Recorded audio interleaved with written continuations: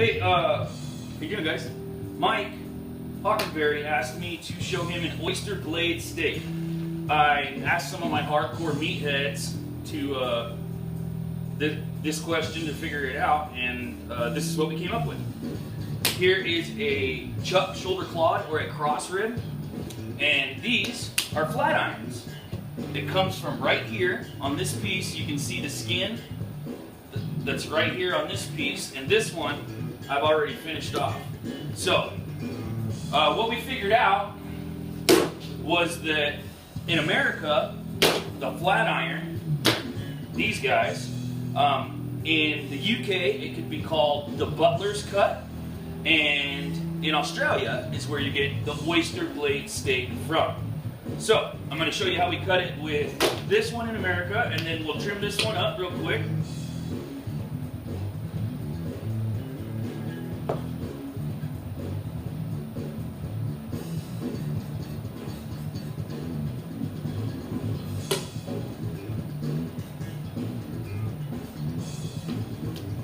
So there's that tough, nasty skin.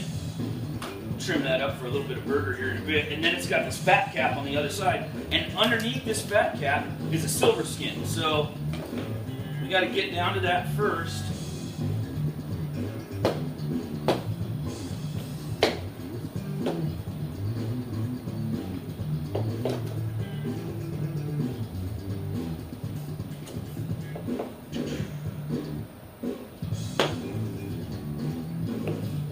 And then I found that the easiest way to remove this guy is to give it a little fillet job.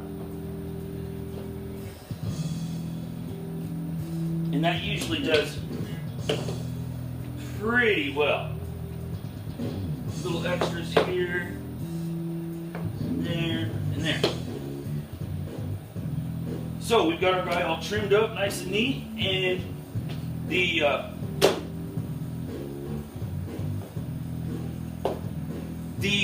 we'll cut this one into oyster blade steaks. The traditional American way for a flat iron is that bad boy, nice and neat. Excellent on the grill. You could do it in a cast iron skillet.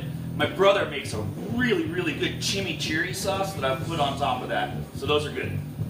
There's flat iron. We'll take this one off the other side.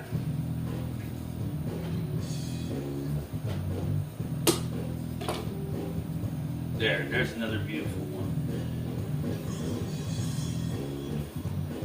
And then there's this really big, nasty, sinewy piece. You can see it running right there. This is all right. When it gets this thick, I don't like it. So this is the traditional American flat iron.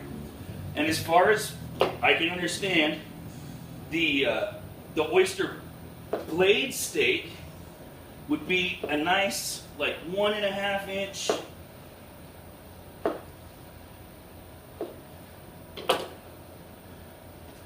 cut like that. Nice and neat. You got that little bit of gristle, but when it's not so thick, like the front part here, this will actually melt out. This could be really good, like wrapped in bacon with maybe some blue cheese or something like that on it. But that is what me and the hardcore meatheads figured out is an oyster blade steak.